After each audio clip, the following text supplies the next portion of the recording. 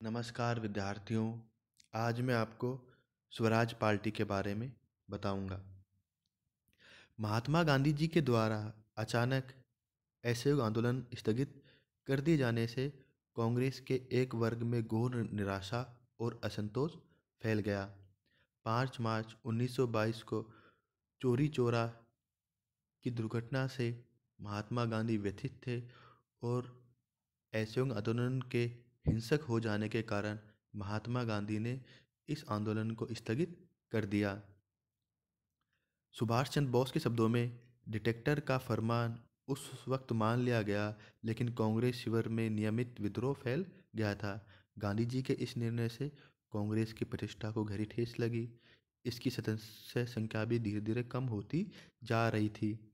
कांग्रेस के भावी कार्यक्रमों के विषय में नेताओं में मतभेद पैदा हो गया।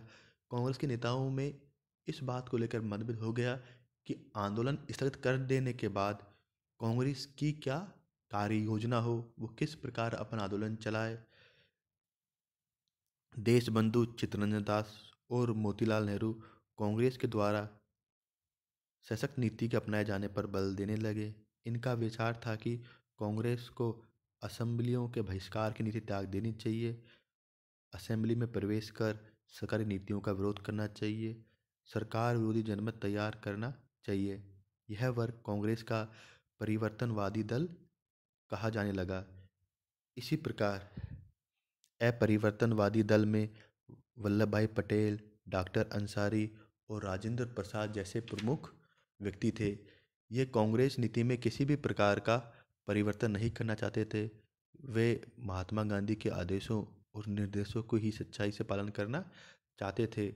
दोनों दलों का विरोध स्पष्ट रूप से उभर कर सामने गया अधिवेशन में दिसंबर 1922 में आया।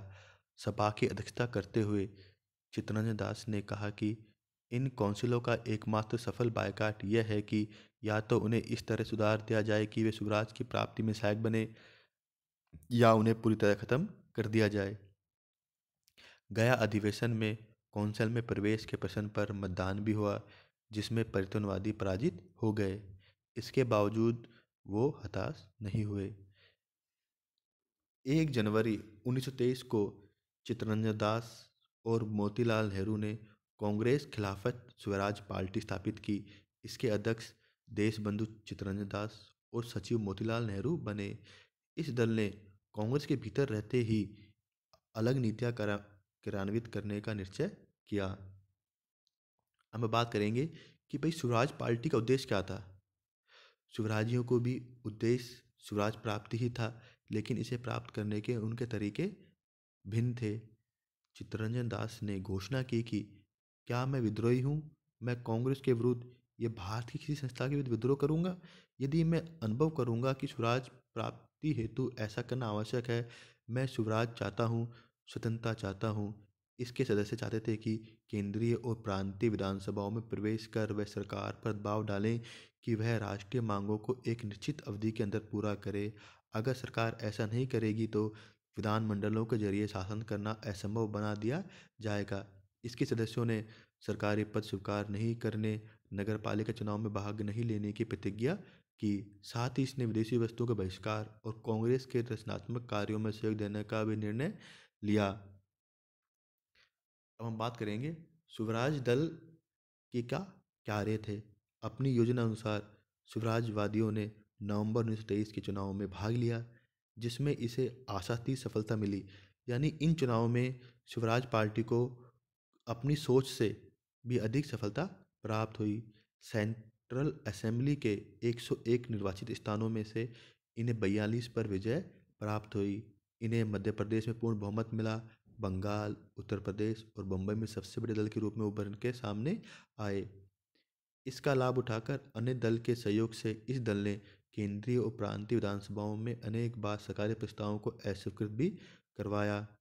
1925 में वे विट्ठल भाई पटेल को केंद्रीय व्यवस्थापिका का अध्यक्ष निर्वाचित करवाने में सफल रहे।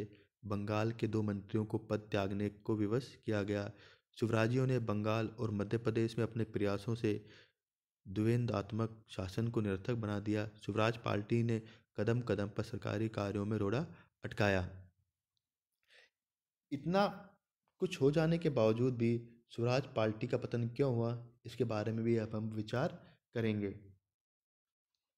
जून 1925 में देशबंधु चित्तरंजन दास की मृत्यु से स्वराजवादियों को गहरा धक्का लगा। इसी समय अन्य ऐसी घटनाएं भी घटी जिन्होंने स्वराजियों की शक्ति को नष्ट कर दिया। स्वराजियों का प्रधान ध्येय सरकार से असहयोग करना था, परंतु दक्षिणपंथी गुट सरकार से सहयोग करने लगा। मोतीलाल नेहरू 1925 में इंडिया स्टैंडर्ड कमेटी के सदस्य बने। विट्ठलभाई पटेल केंद्रीय व्यवस्थापिका के अध्यक्ष और ए रामास्वामी आयर पब्लिक अकाउंट्स कमेटी के सदस्य बन गए। इससे उनकी ईमानदारी पर संदेह व्यक्त किया जाने लगा।